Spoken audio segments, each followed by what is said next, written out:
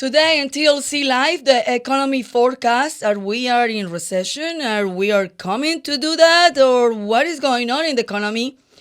Daniel Perez Liston, Assistant Professor of Finance at the University of Houston, will be with us talking about that. Also, Executive Director of U.S.-Mexico Chamber of Commerce and former Vice President of Continental for Latin America Today United, he will give us the insight of what is going on with the airline industry these days. Good morning, TLC Live. Good morning, Orlando Sanchez. Your voice sounds different. Our voice today is sick. We are being sick for the last 3 days. We've been ill. We're being ill. Not feeling well. Not feeling well at all. Along with many people in Houston. I don't know what is going on, but I mean, sinus infection and so many things happening. Every time that I talk to somebody, it sounds like me. like a what do you say? Ill? Ill. Not sick. Nothing a shot of whiskey won't take care of. Oh, the shot of tequila I heard yesterday. I don't know. But anyway, welcome to the program. Interesting day today. We have a lot to talk about with some experts. We began the morning, of course, with the big news that the Federal Aviation Administration had a collapse similar to Southwest Airlines. All takeoffs have been grounded. I don't know what the status is right now. And, this comes at the heels of a complete corporate meltdown by Southwest Airlines, where hundreds of thousands of American travelers were stranded across the country without luggage. No place to stay, no assistance from the airline. And of course, our transportation secretary is nowhere to be found. His comment this morning is to the President of the United States, who's in Mexico, says, we don't know what's going on.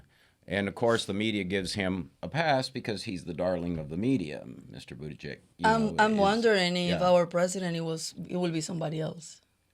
What will happen with the media? What will the media will say? Yeah, well, the dangerous thing is, if you're and I think the ATC air traffic controllers in this country have done a fabulous job with what they've got. But the danger, Andrea, is, imagine you and your family at 38,000 feet at 565 miles an hour, and the system goes down. How do you navigate the traffic? Because if you go to FlightAware, you see there are literally thousands of aircraft over the airspace in the United States, and that's a very dangerous situation. And where's the media? Oh, they just report that we have a failure, but they don't get to the bottom of it. And so now I'll share my conspiracy theory. These constant Federal Aviation Administration disruption and airline disruptions are not technological, but instead it's an attack by the Chinese and the Russians. I was talking, and the American and the government won't admit it to us. Yeah, we've been talking about this since the end of the year, that we see the crisis and the collapse on Southwest, and you have a dear friend that he was also a victim of that, and thousands of people around the country was victim of that.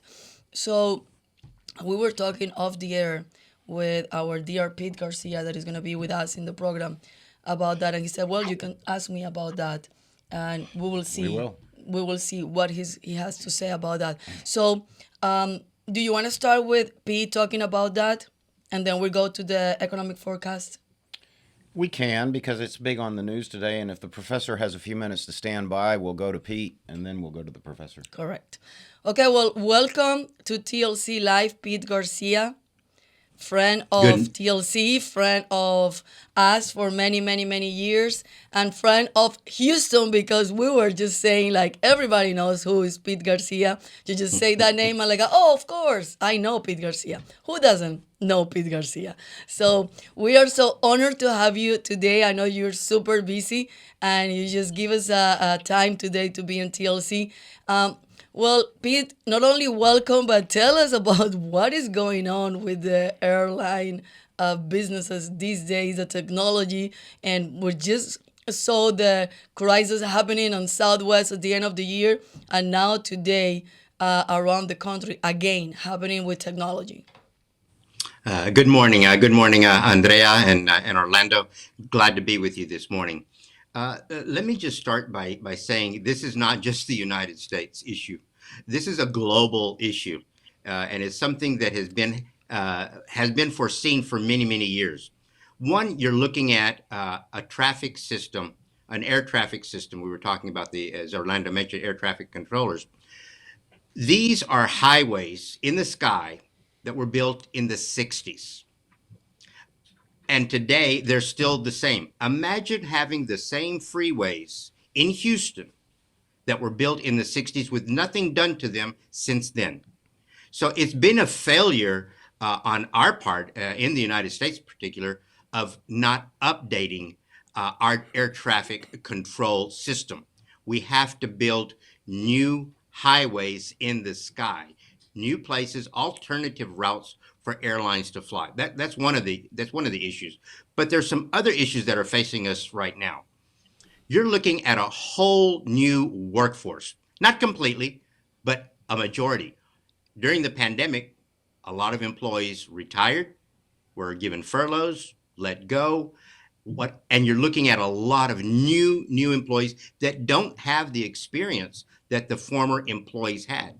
And I'm not just talking about flight attendants and gate agents. I'm talking about in the back office, running the airline, running the systems, running the technology.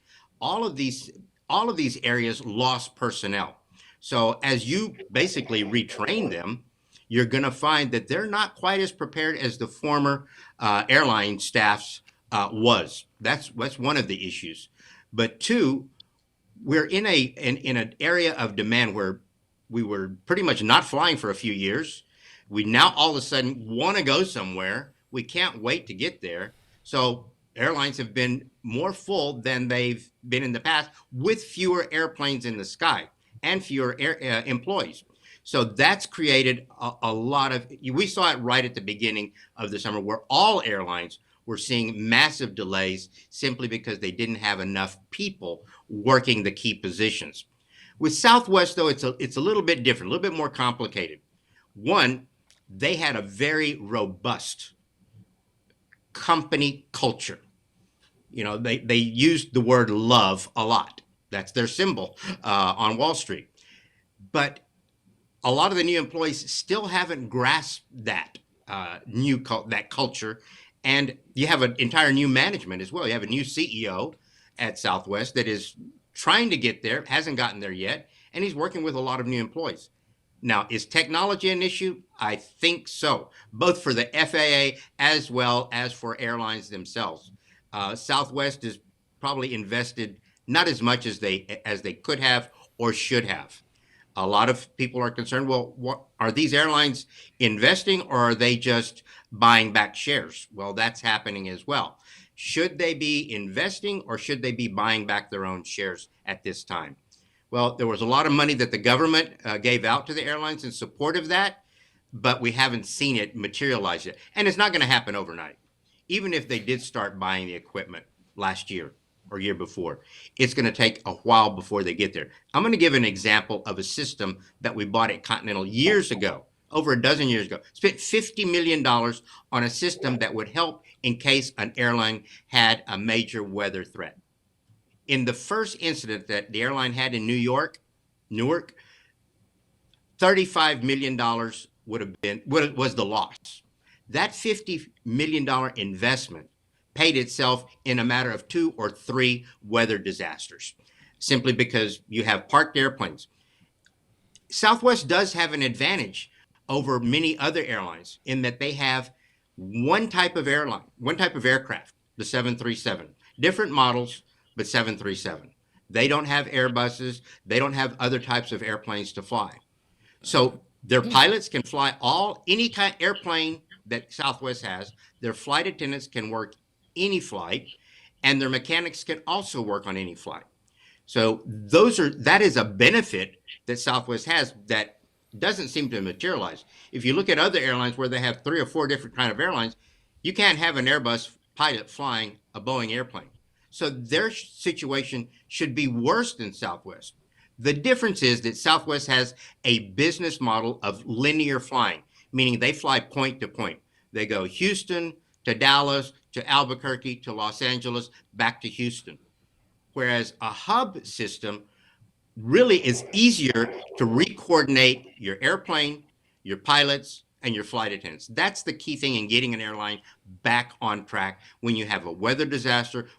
Like, for example, the FAA hold today. That's going to be for hours. All of those people that were on flights that didn't leave this morning for that 2 or 3 hours, they now have to go on the next flight and the next flight, and it gets pushed back and back. So this delay is going to be all day and even into tomorrow for pretty much all of the airlines. But a hub and system does give you the benefit, hub and spoke system, meaning you fly to Houston and back to Dallas, Houston and back to Dallas, or Houston and Denver, Houston and Denver. Those hub systems allow you to reposition your airplanes a lot, and your staff, because that's the key, is getting the right pilot, the right flight attendant with the right airplane. So those things have been working. That's why the other airlines did not see the same problems that Southwest had, as dramatic, let's say, as Southwest has had. But this isn't the first Southwest issue. This happened earlier in the year where they were canceling and delaying a lot of the flights. Now, there were some issues going on with union negotiations, so some feel that might have been impacted. But I think it was there's really usually not one answer or one solution. It's usually a complex, and you do have to go in and look and see what happened and how do you fix it. The government can't fix it for the airline, but the airlines have to do their own part. I will say that. And that's what will benefit the flying public, is airlines investing in their system, investing in their employees as well. Well, let me just say this. On Christmas Eve, Southwest Airlines knew they were going to shut down Denver operations because they declared an operational emergency. They didn't have the courtesy to notify the flying public that Denver was going to be shut down and they should stay home with their families and enjoy Christmas. Instead, they let tens of thousands of families fly into Denver and then stranded them. And not only that, when they were at the Denver International Airport, they didn't tell them the truth. They kept telling them it was a shortage of flight attendants. They couldn't find ground crew. They couldn't find gate agents. They couldn't find pilots. None of that occurred. And to me, that's just corporate irresponsibility. And you're right, it's not the first time it's happened. It's happened to all airlines. And so the question is, the general customer service that we experienced back when you were with Continental Airlines and Gordon Bethune, those days are gone. It's all a bunch of excuses now. It's the technology, it's the Department of Transportation, it's the Federal Aviation Administration. And, while the rest of the world does it, we're not alone. I mean, Americans are used to exceptional, performance. And we have this substandard performance now in the corporate world. You see it at a restaurant. You see it anywhere you go. Nobody cares. You get minimum service. Everything is automated. You don't talk to a human being. I understand the importance of, enhancing the bottom line for your shareholders, and you can eliminate a lot of, agents on the phone. But in a crisis situation, it seems to me they should have ramped up their customer service, and they didn't. That's just a complete failure, and that's unfortunate in my opinion. I still do think that there is some foreign interest intervening from a technology perspective into our Federal Aviation Administration. It's happened in the markets. As you know, the World Bank lost billions of dollars, and they're constantly infiltrating our grid with electricity, and no better way to disrupt the economy and communications in our country than to ground transportation. So that's my conspiracy theory, but thank you for your insight. And but what do you foresee for the industry in general in the next year or two? Well, you mentioned something. I'll just tap on that just for a second. Cyber hacking is existing in every single industry. I mean, right here in Houston, St. Luke's was hacked a few months ago, and you couldn't make an appointment for weeks. So cybersecurity is a big issue today. Actually, I work with a company, and we're providing a product that's it's in the top 10 recommended by the FBI for cyber hacking. We're introducing it to the airline industry actually right now. But the theory of hacking and foreign interest in our country is happening. The government has acknowledged it to the degree that exists. Maybe they haven't been as truthful as they should have been, but even small businesses, they don't think that they can get hacked. They don't think, and they can very easily. So that is a matter of concern. going into the future in the airline industry, I think these are hard lessons that Southwest is learning right now, and they know that they're going to have to get better. Every airline knows that, and I think that as these new employees become better acquainted with the systems, and keep in mind too, we're dealing with a different public today.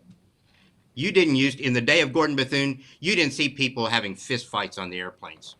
You didn't see them throwing the ticket counter computers at the agents. You didn't see the rage that you see today on the airplane, at the gates, passenger with passenger. It's not just the passenger with the airline employees, passenger with passenger. So that this culture that we're living today, that violence is okay, is disrupting any type of group, and it happens in. We saw it here in Houston at a local concert venue where people just didn't respect other people, and they just trampled all over them. Anytime you have a big group of people together and you don't have them respecting each other, road rage is more prominent now than ever. Why is this happening in our society? The pressures that built up from the pandemic, are people just under so much pressure because of inflation, because of the media, because of lack of good customer service? All of these things really do make our blood pressure boil. And I think those are things that affect not only the employees of the airline, but the passengers as well. So going into the future, I think we need to do a lot more on how to train our employees, just like we train the law enforcement, on how to disengage and re-engage and try to lower the temperature of the situation that you're dealing with. How do we handle the public better? How does the public learn how to handle each other better? I think is something that we need to start doing in our schools. I mean, for God's sake, a 6-year-old shooting a teacher. When did that happen before? And it's simply because what was going on in that child's mind that they were so upset that they had to go shoot the teacher. And it is not just children issue. This is an adult issue as well. And keep in mind, children learn from the adults. So it's up to us as adults to treat each other better, and I think teach our children to do the same thing. This thing of bullying on social media amongst kids is way out of control. Parents need to do more. It can't be the teachers in charge of raising our children. Parents have to raise our children. Yeah, that's for another full show completely what you're talking about. But you say something about pandemic, Pete, and we have a question from one of our viewers. He said, what impact may the COVID restrictions and vaccine mandates of having on the strength of the workforce for Southwest Airlines and through the aviation industry? Oh, it's definitely affected the employees. I mean, the employees were expected to enforce the mask laws. Many airlines required and mandated that their employees be vaccinated, for good or for bad. The good I see is you're treating people. It's just like at the hospital. You want the person treating you to have some type of protection. A mask, yeah, my doctor opens up my heart. I'd like for him to have a mask on. I don't want to get his germs. And if there's COVID around, I definitely don't want to get it. So these things created pressures amongst us that we're still living today, even without the mask, even without the mandates. And keep in mind that for travel, international travel, you still have to know what each country is doing in terms of what are their requirements. Do I have to have proof of vaccination? What do I need to go into? Because it's evolving. It's changing every day. Thailand just had to issue a retraction on, yes, we are open for international travelers, when before they said, you know what, we're going to require that you bring all of your vaccination documentation with you before you can enter the country. And if you leave the country, depending on where you're going to next, you may have to have a different requirement. So these things create confusion, which create pressure amongst the airline staff as well as the traveling public. Well, Pete, thank you for your time and thank you for the years of service in the community. And we want to wish you the very best. We'll help you come back soon to talk about other issues important to the Hispanic community because you're the chamber, the head of the chamber, and we want to talk about that, especially in light of the fact that the Biden administration has been in Mexico, and it's very important. That's one of our biggest trading partners, and from an aviation perspective, we have quite a few flights into Mexico, so we want to talk about that. But I guess we're going to move on over to the economy. Yeah, I don't wanna dismiss Pete Garcia yet. I want him to give his comments after we talk to Professor Daniel. That way, because we're gonna talk about the economic forecast, but of course, Pete with his experience and also being part of many chamber of commerce. So I want also his insight about the local economy. So Thank you. Pete, don't Thank you. don't leave yet, and we're gonna go now with Professor Daniel Perez Liston. He's at the University of Houston, and he's also friend of TLC, and always give his time to us to explain and to our viewers to explain what is going on in the economy. We started the 2023 last year. Everybody was like talking about recession and we need to be careful what we spend, but we're seeing little by little after the pandemic, the restaurants are full, the hotels are packed, the airlines, as we just saw, people are traveling and still traveling, meaning that people are still spending money. You go to Galleria and you see lines waiting to get into the expensive stores, the one that has the biggest brands, that we didn't see that before the pandemic. I never recall going to a mall or going to anywhere in the country on those kind of stores and seeing a line of people, waiting to buy. And those people are not just in line just to check around and to see what is new. No, they're getting there to buy. So welcome to TLC, Daniel, and tell us what is the economy forecast for 2023. If it's really a reality that we're gonna get into a recession, or we are already in a recession, and or just explain to us. Good morning, Andrea. Good morning, Orlando. Thank you for having me, Andrea. I hope you get better soon. Thank you. Yeah, so let me go ahead and backtrack just a little bit, but let me go ahead and give you a little bit of context of where we're coming from before I answer your question about 2023. But if you look at the 2008, Great Recession that we had, it was a very deep financial recession. Economic activity decreased considerably. We came out of that recession and we had like very low economic activity for a long period of time. Economic activity was low, GDP numbers were low, inflation was relatively low. We couldn't really get to 2%. And that's where we were coming from. And then COVID hit and economic activity decreased significantly.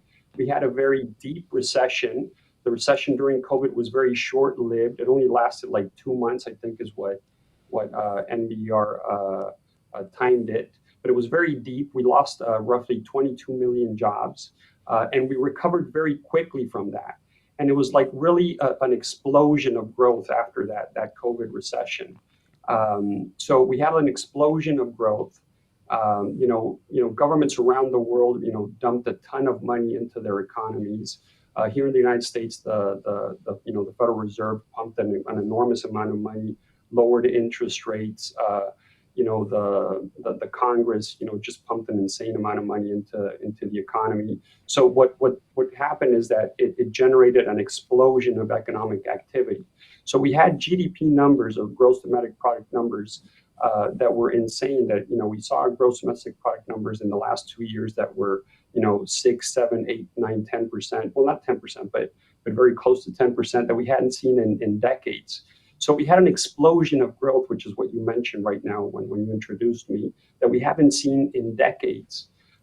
And with that explosion of growth came an overheating of the economy. And when you have an overheating of the economy, you end up having a large amount of inflation, which is what we ended up seeing. So in the summer of 2022, around June, we ended up having an inflation that was close to 9% or 9%. And we ended up having a lot of pain with inflation. And in the U.S., we're not really accustomed to seeing inflation that is that high. So the Federal Reserve had to jump in and start taming inflation. So believe it or not, we ended up having an economy that is actually too strong or too overheated. So the Federal Reserve had to jump in and pump the brakes on the economy, cool down the economy, and that's what we're seeing right now. So in the last half of 2022, there was a lot of talk about a recession because the Federal Reserve jumped in very aggressively, increased interest rates, tried to cool the economy, and there was a lot of fear that we're going to run into a recession. If you remember the first half of 2022, we had actually negative GDP numbers, and then the second half of 22, we actually had positive GDP numbers. But there was a lot of fear that we're going to have a recession. The numbers have actually improved recently. For 2023, the outlook is actually much better now. If you listen to a lot of famous economists, they're actually very optimistic now about 2023. There's a lot of optimistic news coming out internationally. If you look at the European situation, there was a lot of worries that Europe was going to fall into a recession because of natural gas situation, because of the Ukraine war, and so on. Also, if you look at China and their zero COVID policy and the damage that was doing to the international economy, there was a lot of worry there. So the situation has changed dramatically around the world, and now people are much more optimistic about the world economy. So things have changed dramatically. But to answer your question, I mean, I think there is a lot of money going around, especially here in Houston. Like you mentioned, if you go to the Galleria, there's a lot of people buying, spending money in expensive stores. Restaurants are full. There's a lot of economic activity. And to answer your question, I think there's probably too much economic activity, and that's what the Federal Reserve is trying to do, is trying to calm down that excess economic activity. I find that all very interesting with the lack of people working. We have low unemployment, about 3%, I understand. But I wonder how much of that is debt being put on credit cards. But here in Texas, it's particularly rough, Professor, as you know. In Texas, for those of us that drive diesel trucks, $5 a gallon for diesel, $5 for a dozen of eggs, and $75 for a piece of brisket. We can't tolerate that in Texas very much longer. That's exactly right. I mean, we're not used to seeing inflation at 9 or 6 or 7% in this country. So the Federal Reserve has been very aggressive in trying to control inflation. So if you look at all the forecasts that economists have around the country, they believe that this year is the year that we're going to be able to tame inflation, and we should have inflation back to the 2 or 3% level, maybe 4% level by the end of the year. Because a lot of damage has been done to a lot of working families around the country, especially here in Texas. I've read some estimates that the median family or the average family has been hurt around $400 a month because of this high inflation rate that we're seeing. In other words, it costs the average family $400 a month extra to cover their purchases because of this high inflation rate. So we can't have that anymore. In summer 2022, we had inflation at 9%. Right now, the last measure of inflation was 7%. So it's coming down, but it doesn't come down at a quick enough rate. So that's very interesting because, as you know, we're now moving into that phase where the massive number of baby boomers are retiring, and of course, we've had this zero interest rate environment for some time, meaning that retirement accounts, 401ks, equities in the market, those aren't paying anything. And at the same time, now we've got inflation, which means that the price of bread and meat and eggs and automobiles is increasing. So that's going to really pinch those people in retirement. And I'm assuming that that may level out and turn around. Otherwise, we're going to have a real problem for those that are retiring. I think, long term, all that is going to correct. I think inflation is going to be under control in the next couple of years. But last year, for sure, for all these retirement accounts, it was a brutal year. Stocks were down, significantly last year. Bonds were down significantly last year. But in the long term, all that is going to correct. But, at the same time, for working people, There were, lots of jobs last year. People were working left and right, and wages increased, but wages did not increase at the rate that inflation increased, right? So real wages were actually down last year. So the main risk that we're seeing to the economy is inflation, and we just need to get that under control. And the risk that the Federal Reserve might put the economy in a recession, while it tries to control inflation, is something that is actually there, and everybody's worried about that. Economists usually like to talk about, a hard landing when the Federal Reserve is trying to control inflation rates, and a soft landing. A hard landing meaning that, the Federal Reserve puts the economy into a bad recession, and a soft landing meaning that the economy doesn't go into a recession. And right now, the soft landing scenario is looking more likely. If you look back 4 or 5 months ago, the hard landing was looking very likely because of all these like international pressures that we're seeing. Now we're actually looking at a more likely soft landing scenario because of what I was mentioning about Europe and China and so on. Professor, tell us, very simple for our viewers that are not experts in finance or economy. Give us the five top things that we can expect in 2023 and the five top things that people like, the regular families, worker families can do to face this situation that we're going to have in 2023. Well, I think, if you live here in Houston, then I think you should be okay. The benefit of living here in Houston is that Houston has a very strong economy, and the forecast that we have here is that we're going to actually add jobs regardless of what the situation is. Whether we have a soft landing, hard landing, whatever the situation is, we're going to have a good economy here in Houston. And you don't have to be an economist to see this. Anywhere you go around Houston, you see jobs everywhere, construction everywhere, houses, bridges, everything is going up. There's construction everywhere. So if you're in Houston, you're in a very good location. If you're in Texas, you're in a very good location. So that's number one. Number two is inflation is going to be tamed this year. That's something that has been hurting families, a lot. It's been hurting families in terms of gasoline, food prices, and so on. So this year is going to be the year that we tame inflation. So that's a big benefit also for families. And then the other thing is that we might not end up in a recession. So that's also a good thing in terms of the U.S. But those are the three things that I'd like to mention. I want to ask, how's consumer debt? In other words, credit card debt. What is that looking like, and have you looked at that? Yeah, and I've looked at that, Orlando, and that's a very important point. During COVID, people weren't spending. They were, locked down. They were, saving all their money and everything. And now credit card debt has actually spiked. Like Andrea mentioned earlier, people are out there spending their money. They're going to stores. They're, spending left and right. And credit card debt has actually spiked. I think now it's at like $900 billion total. So I think people need to start to look at their credit card debt, need to get that under control. For some family members or for some, family households, it's a little bit hard to get that under control because of inflation, like I mentioned. If it's hard for families to make ends meet, when inflation is so high, especially for those that are making less money. But try and get your credit card debt under control. Things that you can do to get your credit card debt under control is, try and, search for the best prices, go to stores that offer you the best prices, download apps that help you, budget your family, finances and so on. There's a lot of like apps nowadays that you can download that can help you, budget yourself, like Mint and so on. So try and do that, and always, try and look at your monthly budget. Look at how much money you made and how much money you spent. Avoid spending money on things that are unnecessary and so on.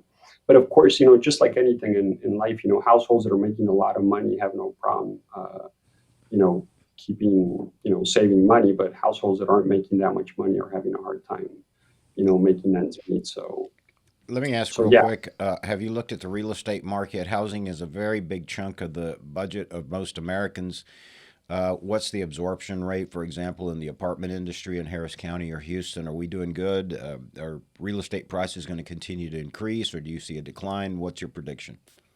I haven't looked at the absorption rate, but I think the housing market here in the Houston area should hold, relatively well. The supply of housing is not as good as it was in, or there isn't like an excess supply as there was in 2007 in the housing market. So we shouldn't see a collapse in prices as we did in 2007. Interest rates right now are much higher than they were, a year ago. Right now, the interest rate is close to 7% or 7% versus 3% or 2.8%, versus a year ago. But we won't see like a collapse in price. We might see like a moderate decline in prices, maybe 10%, 15%, but we won't see like these ridiculous drops in prices of 30, 40% like we did in 2008, 2007. The supply is just not there. There just isn't like an excess supply.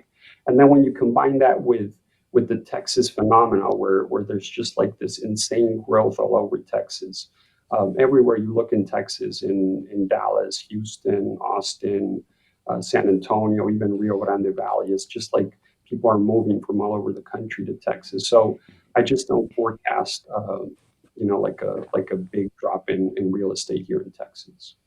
I want to bring Pete Garcia on the topic because you were talking about like if we live in Houston, we're doing good. I mean that's the advantage of living in Houston and also in Texas. So I want to ask Pete Garcia about that because he's not only the executive director of the U.S. Mexico Chamber of Commerce, but he consults other Chamber of Commerce. So tell us about the inside of the business, not only in Houston, but around Texas, how the business owners are doing, what is their challenge that they're facing, and what is the things that they're expecting in 2023 in terms of businesses. Well, thank you, Andrea. The fact is, every business is growing right now. Why? Because, as Daniel just mentioned, people are coming here. They're coming in droves. What we don't have is the preparation in terms of our infrastructure. Water pipes need to be increased because we have more population. Highways need to be improved because we have more population. But one of the things that, and I'd like to talk about is you were talking about credit card debt. Remember, but prior to the pandemic, people paid a lot of things with cash, and then now every company, pretty much on an airline, you cannot buy anything with a credit card or with cash. You have to go onto their app. And I think when they ran out of money out of the cash, they knew they had no more money. But now that they're putting on a credit card, it's a lot easier to go over that amount that you thought you had in the bank. But the banks love us. They're recording record profits right now in the banking industry simply because, so they want to drive debt up. That is the focus right now, is to drive debt up. Talking about gasoline prices earlier. Look at the record profits that every gas and fuel company made. Look at the Exxons, the Conoco, all of them. Record profits pre-pandemic, during pandemic, and going forward. You talk about the cost of meat or the cost of bread or eggs. Look at the profit rates, the profit margins that have increased. The hotel industry, they're trying to make up for lost time. So when you have demand and you have people that have money, they can charge pretty much and get away with anything they want to in terms, there's a maximum, certainly at a certain level, competition drives that. But people are paying record airfares. Why? Airplanes are full. Why lower your price when there are more people that want to fly than you have seats for?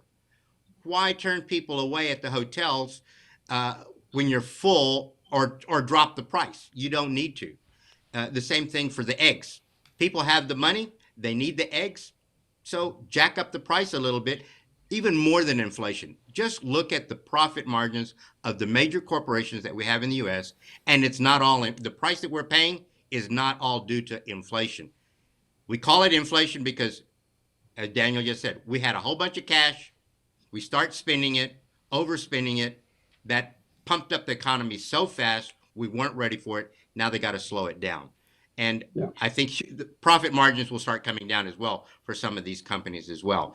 But, the fuel is a whole other issue because it's really, the prices are based on a global market. It's what everybody's paying in the entire country, not just in the United States. But I think that our economy is going to survive. We've survived, future, past, and somebody mentioned the other day, it was a financial economist saying, we've been measuring and comparing over the last, since World War II.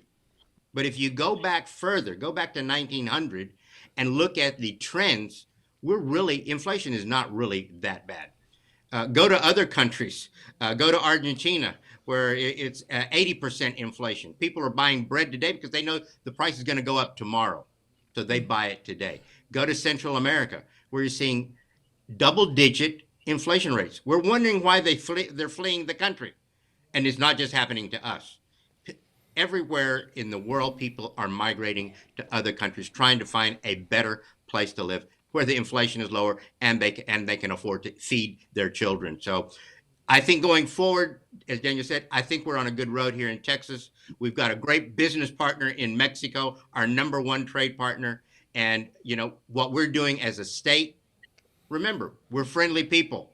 We're a very diverse community. People from all over the world want to come and live here, and the rest of the United States. So I think Texas is doing pretty good, just like Daniel said. The rest of the United States, probably not as good as we are. Professor Liston, as we all know, President Biden has been in Mexico meeting with AMLO, the Mexican president, and he called him out. I don't know that the U.S. media gave it full coverage, but I know El País and several other Mexican newspapers covered it, in which they reminded President Biden of his comments in May, and that they were going to start paying more attention to Latin America. And Pete brings up an interesting point about economic migration. We have to understand that a lot of this migration and immigration issue that's putting a lot of pressure on our southern border are for economic reasons, are for safety reasons. Those reasons don't qualify for seeking entrance to the United States. That's what's considered an unauthorized entry. We don't grant people around the world because their economy's bad entry, whether it's a green card, a visa, or we're very cautious about that because we can only absorb so many people. But I think the point that I want to make is it probably would help the immigration situation if America did pay more attention to, when I say America, I should say the United States paid more attention to the Americas, our Western Hemisphere. And I've asked this question before. Wouldn't it benefit our hemisphere, our situation, our own economic interests to lift the tide so all boats rise and create more commerce, more manufacturing, more economic opportunities, whether it's in Argentina or Peru or, Nicaragua? Mexico's in great shape. I mean, I think the Mexican economy is doing well. I think they really got it going. But there are other Latin American countries that could use the investment. I don't think we've made the investment. How do you see that? I totally agree with you. We have, as the United States, we have let China and other countries invest more in those countries. Why? Why are they investing in Latin America? Why do the Chinese? What do they care about the market in Belize, for example? And I'm just a very small country. Why are they investing in it? They want the resources that these countries have. We have actually, over the years, have forgotten about our neighbors to the south when we should have been more focused on it. We were at one time seeking, trying to, erode the communism rule that existed in many countries, make it a more democratic system. Some of them are there. Nicaragua, fortunately, has reversed itself. Venezuela is another example. And that's why those people are coming here, because they're seeing the results of the dictatorships that are existing there, that bring cause to what you just said: safety issues, economic issues. The countries are being run into the ground. So they're going anywhere they possibly can. But if we start to invest more. Like one of the good things that the United States is doing with Mexico, one of the key ways to keep them from coming here illegally is to raise the level of the economy in that country so that they don't have to flee. If we can help them, the World Bank this year is putting in $700 million into Mexico to help small and medium-sized businesses. Why? They want to help the society normalize, and they're never going to erode poverty completely, but if they can minimize it, if they can go back to a middle class, let's say, that was starting to happen, I think if we invest in those countries, we will see the benefits. But we have to find out where we invest. We also have to find a secure way to invest, because we've seen a lot of our money go to a lot of countries in Latin America and be thrown away or stolen by the local government. There's a lot of corruption. So we've got to find a way around that.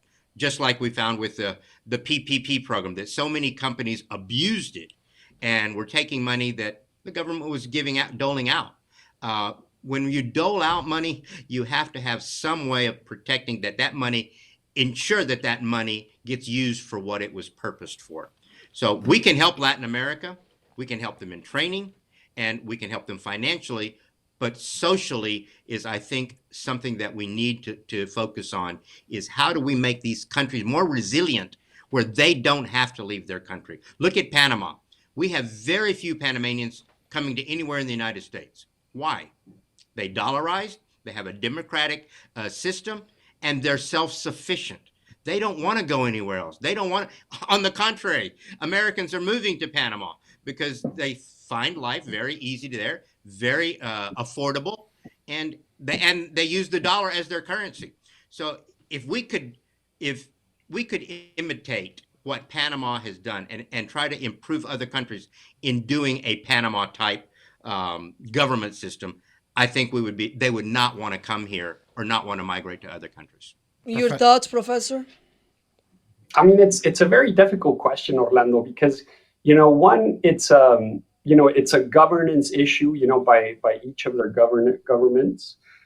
Some of these, governments in each one of these countries are very, very difficult. There's a lot of corruption, and they just don't do well by their people. But I think one way to help them is just kind of what we have with Mexico, right? I mean, you can tell the difference, pre-NAFTA and post-NAFTA, right?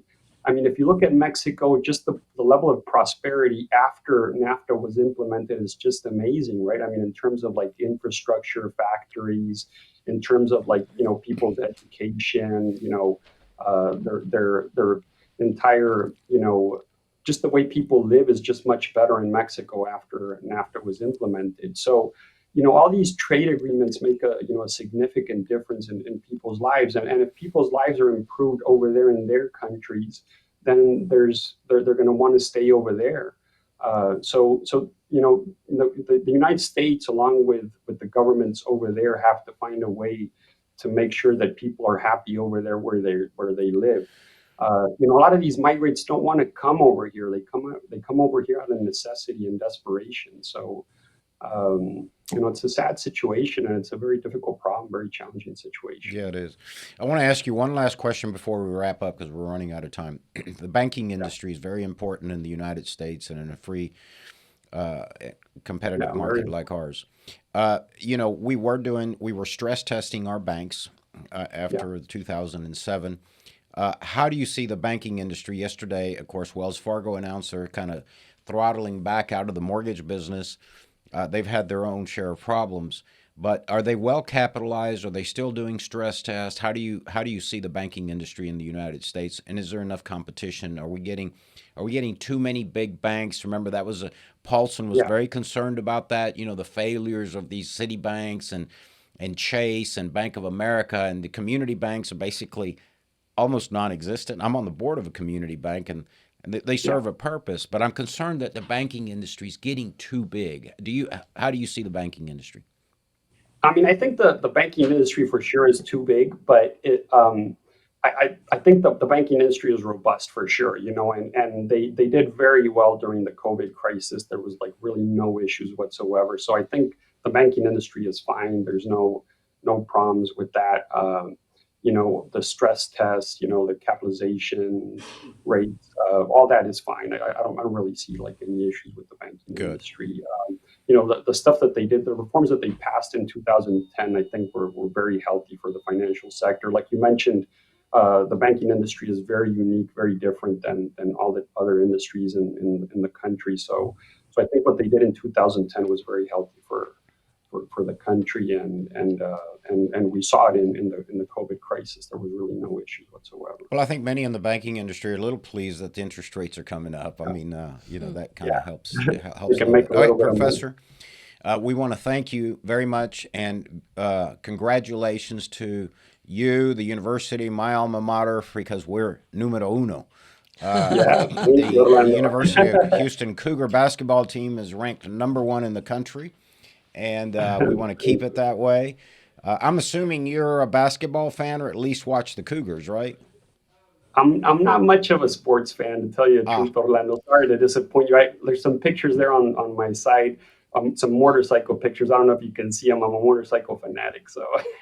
Oh, good. Well, maybe you can ride a Harley with me someday. You do. There we go. All right.